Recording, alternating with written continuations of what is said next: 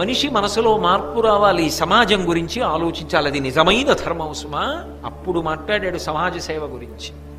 కాబట్టి విడువరు మలమూత్రంబులర్హంబు కానిచో అధిప అతిథి భోజన శిష్టాన్న భోజులు కెరివిచ్చి తగిన వారలకు ప్రదక్షిణముగా నరుగుదురు నడపుదురు సత్య ఆజ్యవములు. ఎప్పుడు నిజమే మాట్లాడతారు. రుజుత్వం, ఏది మాట్లాడారో దాన్నే పాటిస్తారు తప్ప ఒకటి చెప్పడం, ఒకటి చెయ్యడం, ఇంకొకటి చెప్పడం ఉండవు. సత్యము చెప్తాడు, ఏది చెప్పాడో అదే చేయడానికి ప్రయత్నిస్తాడు, అదే చేస్తాడు. అది రుజుత్వం. అలా ఉంటారు. అలాగే శరణు సొచ్చిన కాతురు. ఎంత తప్పు చేసిన వాడు కానివ్వండి, అయా నన్ను క్షమించండి అన్నాడు అనుకోండి, అంతే, మర్చిపోతాడు, వదిలిపెట్టేసి కౌగిలించుకుంటాడు, పరమస్నేహ భావనతో ఉంటాడు. క్షమించండి అన్నాడు అనుకోండి, అంతే, ఇక పట్టించుకోండి. అది గొప్పతనం. కాబట్టి శరణన్న వారిని కాపాడతాడు. సురతగుప్తి పరులు, దీని గురించి పెద్ద వ్యాఖ్యానం చేయక్కర్లేదు. ప్రతివారు పెళ్లి చేసుకుంటారు, సంతానాన్ని కంటారు. కానీ ఈ రెండిటికీ మధ్యలో జరిగేటటువంటి విషయం గురించి, తను తన భార్య ఏకాంతంగా పడుకున్నప్పుడు జరిగేటటువంటి కొన్ని విషయాల గురించి ఎప్పుడూ ఎవరితో మాట్లాడనివాడు, ఎన్నడూ మాట్లాడకూడదు. అలా మాట్లాడకుండా మాట మీద జాగ్రత్త ఉండేవాడు, అదుపు ఉండేవాడు. అంతేకాని అర్థం లేకుండా అన్నీ మాట్లాడడం అలవాటైన వాడు కానివాడు. నిజదార తృప్తులు, తన భార్య యందు అపారమైన ప్రేమ ఉన్నవాడు, తన భార్య వలనే ఇంద్రియముల తృప్తిని పొందేటటువంటి వాడు. గురు వినీతులు, గురువుగారి పేరు చెప్పేటప్పటికి రెండు చేతులు జోడించి నమస్కరించి గురువుగారి పేరు చెప్పేటప్పటికి నేల మీద పడిపోతాడు. గురువు అంటే అంత గౌరవం ఉన్నవాళ్ళు. అమల హృదయులు, మనసులో కల్మషం దానివల్ల పోతుంది, ఈ ఆచరణ వల్ల. ఈ కల్మషం పోయిన మనసు ఉన్నవాళ్ళు సంతోషం ఆరగలరు. ఇటువంటి వాళ్ళు ఎవరున్నారో వాళ్ళు సాధు పురుషులు. వాళ్ళు ఎక్కడున్నా సంతోషంగా ఉంటారు. అలాంటి వాళ్ళు ఎక్కడుంటారో అక్కడ కూడా సంతోషంగా ఉంటారు. కాబట్టి ధర్మరాజా, అటువంటి వారు సాధు పురుషులని గుర్తుపెట్టుకో. అంటే ధర్మరాజు గారు ఒక ప్రశ్న అడిగాడు. చాలా బాగుంది మీరు చెప్పింది తాత, కానీ తాతగారు ఇవన్నీ పాటించేవాళ్ళు కొంతమంది ఉన్నారు, కానీ వాళ్ళకి ఏదో రోగం వస్తూ ఉంటుందే, వాళ్ళు బాధపడుతుంటారే శారీరకంగా. అంత ధర్మం పాటించేవాడు, అంత మంచివాడు, ఆయనకి అనారోగ్యం రావడం ఏమిటి? ఆయన దగ్గర ఎక్కువ డబ్బు ఉండదు, ఆయన పెద్ద ఐశ్వర్యవంతుడై ఉండడు, ఏదో రెక్కాడితే కానీ డొక్కాడదు, అలా జీవిస్తూ ఉంటాడు. అధర్మాత్ముడు ఉంటాడు, వాడు దీర్ఘాయుర్దాయం పొందుంటాడు, వాడికి ఆరోగ్యం బాగుంటుంది, వాడు మంచి పటుత్వంతో ఉంటాడు, వాడికి చాలా డబ్బు వస్తూ ఉంటుంది. ఏమిటి తాత ఇది లోకంలో విచిత్రం? మరి ఇంత ధర్మాత్ముడు సంతోషంగా ఉండాలి కదా, మరి ఇంత ధర్మాత్ముడు అలా ఉండకపోవడం ఏమిటి? ఇది ఒకటి నాకు ఆశ్చర్యంగా ఉంది తాత. మరి ఇలాంటి వాళ్ళు చాలా మంది దేశంలో బాధపడుతూ కనపడుతున్నారు, సంతోషంగా ఉన్న వాళ్ళు చాలా మంది ధర్మాత్ములైన వాళ్ళు కాకుండా ఉన్నారు. ఇలా ఎందుకుంది? అప్పుడు ధర్మ ఫలితం వ్యతిరేకంగా లేదా? భీష్ముడు నవ్వాడు. నవ్వి, ఒరే నాన్న, విత్తనము లేని అంకురం ఉన్నదా అని అడిగాడు. విత్తనము భూమిలో లేకుండా అంకురం వస్తుందా? మొక్క వస్తుందా? రాదు కదా. విత్తనం ఉంటే కదా అంకురం వస్తుంది. వాడు ఈ జన్మలో ఒకటి అనుభవిస్తున్నాడంటే అది గత జన్మ ఫలితం, అది సనాతన ధర్మమునకు ప్రాణప్రదం. వ్యాసుడు దేవీ భాగవతంలో కూడా ఇదే చెప్తాడు. ఎందుకని అంటే, ఎప్పుడైనా నరహ పరతంత్రాణం పుణ్య పాపానుయోగత, గత జన్మలలో చేసిన పాపపుణ్యములు ఈ జన్మలో ఫలితాన్ని ఇస్తాయి. కాబట్టి గత జన్మలో ఏదో చేశాడు, దాని ఫలితాన్ని ఇప్పుడు అనుభవించేస్తున్నాడు. ఏదో అనారోగ్యం వచ్చింది, డబ్బులు లేవు, ఆ బాధ అలా పడుతున్నాడు. కానీ ఈ జన్మలో చేసిన ధర్మం పోతుందనుకుంటున్నావా? ఆయన్ని రెండు రకాలుగా కాపాడుతుంది. ఒకటి, ఈ జన్మలో ఆయన ధర్మాత్ముడైన కారణం చేత ఒకానొక స్థితిలో భగవదనుగ్రహం చేత జ్ఞానం పొందాడో, ఇవన్నీ పడుతున్నది శరీరం, ఇది నేను కాదని సాక్షిగా నిలబడతాడు. ఆ స్థాయి అనుకరించేది కాదు.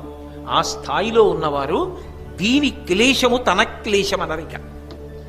భగవాన్ రమణులకు సర్కోమా ఆపరేషన్ చేశారు, మోచేతి మీద పుండు, ఏదో లోపల పడుకోబెట్టారు గదిలో. మంచి చలికాలం, బయటంతా చలిగా ఉంది, హేమంత ఋతువు, అది పట్టి నిప్పి ఎక్కువ అవుతుందని కొంతమంది ఏం చేశారంటే మంచం కింద హీటర్ పెట్టారు. తెల్లవారేటప్పటికి ఆయన శరీరం అంతా ఉబ్బి బద్దలైపోయినట్టు అయిపోయి అందులోంచి నెత్తురు కారుతో ఎక్కువైపోయి వైద్యులు వచ్చి చూశారు.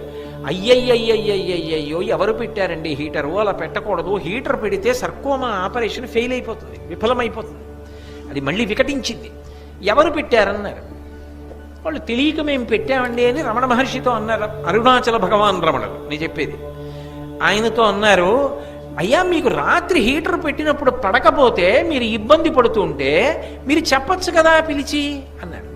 ఆయన అన్నారు, వాళ్ళేమో దీన్ని కోసేసి నిప్పిపోతుందన్నారు, మీరేమో ఆ యంత్రాన్ని పెట్టి దీనికి బాగుంటుందన్నారు, ఇదేమో నాకు బావులేది నిప్పెడుతోందని ఇది బాధపడుతోంది. వాళ్ళు చేసిన తమాషా చూశా, మీ తమాషా చూశా, దీని తమాషా చూశా, మూడు చూస్తున్నా. అదేమిటి అంటే ఆయన ఇది కాదు వేరు. రాత్రి పడుకున్నారా, ఓ ఇది పడుకుంది, ఇది వేరు, నేను వేరు, నేను దీన్ని ధరించాను. అందుకే మృత్యు సమయమునందు కూడా పరమ సంతోషాన్ని ప్రకటించి అమ్మయ్య ఇందులోంచి విడుదల పొందుతున్నానని ప్రాణవాయువు తెస్తుంటే వద్దని చెప్పి వదిలిపెట్టారు. భీష్ముడు అలాగే వదిలిపెట్టాడు. అంటే ప్రాణవాయువు తెస్తున్నాడని కాదు, మాఘమాసం వచ్చేసింది కాబట్టి. అలా జ్ఞానమునకు వెళ్ళిపోతాడనుకోండి, అప్పుడు శరీర బాధకి సాక్షి. రామకృష్ణ పరమహంసకి వచ్చింది రాచపుండు సాక్షి. వివేకానందుడు శరీరాన్ని సాక్షిగా వదిలిపెట్టేశాడు. మహాత్ములైనటువంటి వారు తమ అనారోగ్యానికి, తమ బాధలకు తాము సాక్షిగా ఉండి దానితో తాదాత్మ్యత చెందకుండా ఇది బాధపడుతోంది అని గమనించి చిట్ట చివర ఇది పడిపోతున్నప్పుడు కూడా ఇది పడిపోతోందని తాము సాక్షిగా ఉండిపోతారు. ధర్మానుష్ఠాన బలము చేత జ్ఞానము కలిగి పునరావృత్తి రహిత శాశ్వత శివ సాయుధ్య స్థితిని పొందేస్తారు. అలా అవచ్చు. లేదా గత జన్మలలో చేసిన పాపపుణ్యముల వలన ఈ జన్మలో కష్టపడినా ఈ జన్మలో చేసిన ధర్మం మాత్రం పోదు, వచ్చే జన్మలో కాపాడుతుంది. ఎందుకో తెలుసా ధర్మరాజా, ఏముందయా జీవితం, కొంతకాలం ఉంటాడు, వదిలిపెట్టాలిగా. సుఖపడినట్టుగా కనపడుతున్నవాడు ఉన్నాడే, వాడు ఇప్పుడు వదిలిపెట్టిన తర్వాత బాధ వాడికి అప్పుడు మొదలవుతుంది. వీడికి బాధ పూర్తయి సుఖం మొదలవుతుంది. కాబట్టి నేను నీకు ఒక మాట చెప్తాను చూడు. సాధులిందియ విభ్రాంతి సంహరింతురు, అఘము తెలిసి ప్రాయశ్చిత్తమాచరింతురు, అప్రకాశంబుగా ధర్మమాచరింతురు, అఖిల భూత దయాళుత్వం అరగలరు. సాధుపురుషులైన వాళ్ళు ఎప్పుడూ కూడా ఇంద్రియముల యొక్క విశృంఖలత్వాన్ని అరికడతారు. అలాగే పాపకర్మలేవి తెలుసుకుని ఆ పాపకర్మలు చెయ్యకుండా ఉంటారు. తాము ఏదైనా మంచి పనులు చేస్తే దాన్ని చాలా రహస్యంగా ఉంచుతారు. అడగక ముందే దానిని చెప్పరు. అడిగిన తరువాత చెప్పవలసి వస్తే తప్పకపోతేనే చెప్తారంతే. అంతేకాని అసలు తాము చేస్తున్న మంచి పనిని తాము చెప్పరు. అన్ని ప్రాణుల పట్ల విశేషమైనటువంటి దయతో ప్రేమతో ఉంటారు. నీకు ఒక మాట చెప్తాను. అటువంటి వారు, అటువంటి ధర్మాత్ములు అలగు తపములు తొలుమేన కలిగనేని విధికి కొనువచ్చునన్నరు విపుల భోగములు, పురాకృత వృద్ధ సేవల ఫలించు బుద్ధి కలిమియు విద్యల బొలుచుటయును. ఒక జన్మలో వాడు పెద్దల్ని సేవించాడు, గురువుగారిని సేవించాడు, తల్లిని సేవించాడు, తండ్రిని సేవించాడు, సమాజంలో పెద్దల్ని సేవించాడు, ఎంతో గౌరవంతో బ్రతికాడు పెద్దల పట్ల. వాడు తర్వాత జన్మలో ఏది పొందుతాడో తెలుసా? గొప్ప విద్యావంతుడవుతాడు. ఒకసారి వింటే వచ్చేస్తుంది, ఒకసారి చూస్తే వచ్చేస్తుంది. వాడు అంత గొప్ప ప్రజ్ఞాశాలి అవుతాడు. ఎక్కడి నుంచి వచ్చాయో తెలివితేటలు. అందరికీ అలా ఎందుకు ఉండదు? ఒకే తల్లి కడుపున కవల పిల్లలు ఒకే సమయంలో పుట్టినా ఒకడికున్న తెలివితేటలు రెండో వాళ్ళకు ఉండవు. ఎందుకు ఉండవు అంటే వాడు జీవుడు గత జన్మలలో ఏది చేశాడో దాని వలన అది ప్రాప్తిస్తుంది. పెద్దల సేవ వలన వచ్చేటటువంటి ఫలితమేమి? అపారమైన తెలివితేటలు, విద్యావంతుడు అవుతాడు. అలాగే తొలిమేన అహింసారుచి కలిగిన దీర్ఘాయువందు కారణభూతంబులు భువరా, ఇవి ఈ గుణములు లేమియు కీడులకును మూలంబరయను. అహింసా ప్రవృత్తితో ఎవ్వరినీ కూడా బాధ పెట్టకుండా ఉండాలి అనేటటువంటి ప్రయత్నంతో, ఎప్పుడూ ఎవరిని బాధ పెట్టకుండా ఉండడానికే ప్రయత్నం చేస్తూ అలాగే జీవితం అంతా నియమం పాటించిన వాడు ఎవరు ఉంటాడో వాడు తర్వాత జన్మలో అనారోగ్యం లేకుండా ఆరోగ్యంతో దీర్ఘాయుష్మంతుడవుతాడు. అహింసావ్రతం పాటించాడు గత జన్మలోని గుర్తేమి? ఈ జన్మలో దీర్ఘాయుష్మంతుడై ఆరోగ్యంతో ఉంటాడు. అందువలన వాడు ఈ జన్మలో తప్పులు చేస్తున్నా గత జన్మ ఫలితం వస్తోంది వాడికి. ఇప్పటి ఫలితం ఒకప్పుడు అనుభవిస్తాడు తర్వాత. కాబట్టి అది జన్మ పరంపరలలో చేసినటువంటి పాపపుణ్యముల యొక్క ఫలితములు సుఖదుఖములుగా వస్తున్నాయి. నీకు ఈ దుఃఖం వద్దనుకుంటే ఇప్పుడైనా ధర్మం చేయి. అంతేకాని ఇప్పుడు ధర్మాన్ని వదిలిపెడితే శాశ్వతంగా సుఖాన్ని ఉంచుకుంటానని మాత్రం అనలేవు, సాధ్యం కాదు. ధర్మమే శ్రీరామ రక్ష. అందుకే వినుము, దానంబు తపమును వృద్ధ సేవనము అహింసయు నియత కృత్యములు సర్వజనులకి మహాగుణములు మనమునందు దృఢముగా నిలిపి నడుపుము ధీరవర్య. ధర్మరాజా, ఒక రాజుగా నీ ప్రధాన కర్తవ్యం ఏమిటో తెలుసా? ప్రజల బాగోగులు చూచుట అన్న మాటకు అర్థం ఏమిటో తెలుసా? ఇప్పుడు బాగుండడం కాదు, వాళ్ళు ఎప్పటికీ బాగుండేటట్టు చూడాలి అంటే రాజు ధర్మ ప్రచారమునకు పెద్దపీట వెయ్యాలి.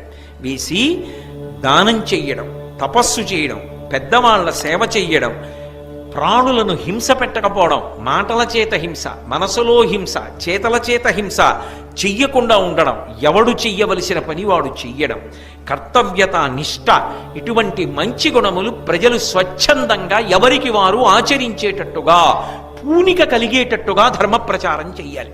చేస్తే వాళ్ళు ఇక్కడ సుఖపడతారు. ఎందుకని? ధర్మావలంబనము చేత ఇక్కడ కష్టం వచ్చినా తట్టుకు నిలబడతారు. ఉత్తర జన్మల యందు ఇటువంటి బాధలు పొందరు. అది నిజంగా ప్రజల యొక్క బాగోగులు చూచుట. కాబట్టి ధర్మరాజా, అవి ప్రజల యందు దృఢముగా నిలబడేటట్టుగా ప్రయత్నం చెయ్యి అని చెప్పి, ధర్మరాజా ఇక ఉత్తరాయణ పుణ్యకాలం దగ్గరికి వచ్చేస్తోంది. నువ్వు ఎన్నో అడిగావు, నేను ఎన్నో చెప్పా. ఇక పైన ఉత్తరాయణ పుణ్యకాలం వచ్చాక రా. ఆ వచ్చేటప్పుడు నా అంత్యేష్టి సంస్కారానికి నేను వెళ్ళిపోతాను కాబట్టి, నేను వెళ్ళిపోతానంటే శరీరం వదిలిపెట్టేస్తాను కాబట్టి ఉత్తరాయణంలో, అప్పుడు నా శరీరాన్ని దహనం చేయడానికి కావలసిన సంభారములన్నీ పట్టుకుని రా అని పరోక్షంగా ఆజ్ఞాపించాడు. బహుశః నాకు తెలిసినంత వరకు వాంగ్మయంలో ఒక ఊరు వెళ్ళేవాడు ప్రయాణానికి పెట్టి సర్దుకున్నట్టు, ఏదో ఒక అవసరమైన వస్తువుని ఎవరినో తెమ్మన్నట్టు, తాను ప్రాణం ఉత్తరాయణంలో విడిచిపెట్టాలనుకున్నాడు కాబట్టి ఆ ముహూర్తానికి కావలసిన పదార్థాలన్నీ పట్టుకుని ధర్మరాజు గారిని ఆజ్ఞాపించి పంపి ప్రశాంతంగా అంపశయ్య మీద పడుకున్నవాడు భీష్మాచార్యుడు ఒక్కడే. ఉత్తరాయణ పుణ్యకాలం వచ్చింది, మాఘమాసం అష్టమి తిథి వచ్చింది. ధర్మరాజు గారు వచ్చాడు.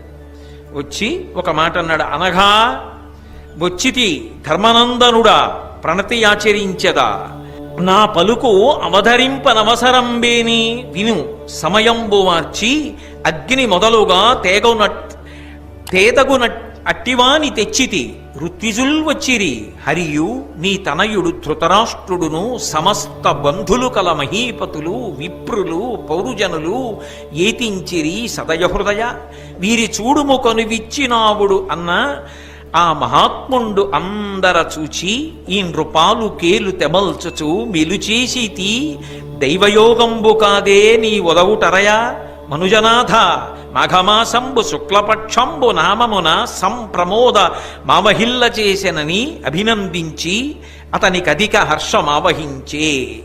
ధర్మరాజు గారు మాఘమాసంలో ఉత్తరాయణ పుణ్యకాలంలో శుక్లపక్షంలో అష్టమి తిథి నాడు ఉత్తరాయణ పుణ్యకాలం వచ్చేసిందని తాతగారి దగ్గరికి వెళ్ళాడు. వెళ్ళి తాతగారి పాదములు పట్టి నమస్కారం చేసి ఆయన కళ్ళు తెరిచాడు.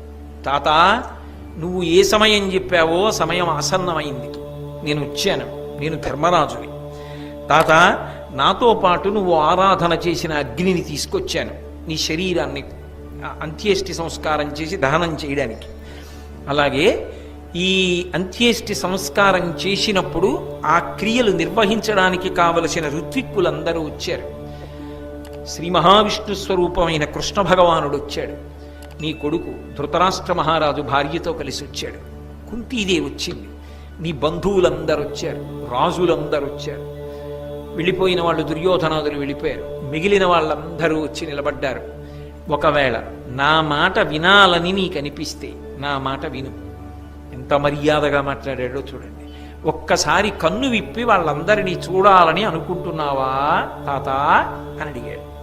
ఆయన కళ్ళు విప్పి అందరినీ తేరిపారి చూశాడు. ఏదో ప్రయాణానికి వెళ్ళేవాడు రైలు ఎక్కిన తర్వాత కదిలిపోతుంటే చెయ్యి ఊపుతాడే అంత తేలికగా అందరినీ ఒకసారి చూసి ధర్మరాజు గారి చెయ్యి చేత్తో పట్టుకుని దగ్గరికి తీసుకుని ఆ మూర్ధన్య స్థానమునందుంచుకొని ఒకసారి వాసన చూసి దగ్గరికి తీసుకొని దైవానుగ్రహం రా, పరమేశ్వరుడు నీలాంటి మనవణ్ణిచ్చాడు, పరమ సంతోషం అని అందరి వంక ఒక్కసారి చూశాడు. చూసి ఓ మాఘమాసం శుక్లపక్షం అష్టమి వచ్చేసిందా అని ఆనందపడిపోయాడు. నేను ఇందాక భగవాన్ రమణుల గురించి చెప్పానే, తాను శరీరం వదిలిపెట్టేయవలసి వస్తే జ్ఞాని అంత సంతోషంగా వదిలిపెట్టేస్తాడు. ఆయనకి శరీరం అస్థిరం, ఆత్మ శాశ్వతం. నష్టం ఎవరిది? ఇక పైన అలా చెప్పేవాడు లేడు. శరీరము వెళ్ళిపోయిందా ఇక అలా మాట్లాడేవాడేడి? అది కృష్ణ భగవానుడు చెప్పింది. ఒక్కసారి భీష్ముడు లాంటి గురువు వెళ్ళిపోయాడా ఇక చెప్పేవాడు లేడు, అందుకు విను వెళ్ళి అన్నాడు. కాబట్టి పరమ సంతోషంతో ఓ మాఘమాసపు అష్టమి వచ్చింది ఆనందపడ్డాడు. ధృతరాష్ట్రుణ్ణి దగ్గరికి పిలిచాడు. కావున భవితవ్యములకు నీ అడలగవలదు, పాండు నృపపుత్రులు సద్భావమున చూడనీర్చిన భూవరా, తగనీకు కన్న పుత్రులు కారే. కొడుక ధృతరాష్ట్ర, బెంగపెట్టుకో. దాని వలన నువ్వు ఏ విధమైనటువంటి చింత పొందవలసినటువంటి అవసరం లేదు. ఎందుకు పొందవలసిన అవసరం లేదు అంటావా? కారణం ఒక్కటే, నువ్వు చేయగలిగిన ధర్మం నువ్వు చేశావు. వ్యాస భగవానుడు ఎప్పుడూ నీకు మంచి మాటలు చెప్తూనే ఉన్నాడు. నీ కొడుకు దుర్యోధనుడు వినలేదు, జరగవలసినటువంటి నష్టం జరిగిపోయింది, దుర్యోధనాదులు మడిసిపోయారు. ఇప్పటికైనా నీ కడుపున పుట్టిన బిడ్డలే పాండవులని అనుకుంటే నువ్వు సంతోషంగా వాళ్లతో కాలం గడపగలవు. వీరిన్ పరిపాలింపుము, వీరల శుశ్రూష చిత్తవృత్తి ముదమునన్ కూరగా, ధర్మసుతినిపై కారుణ్యము కలిగి పనులు గరపము నిమ్మిన్.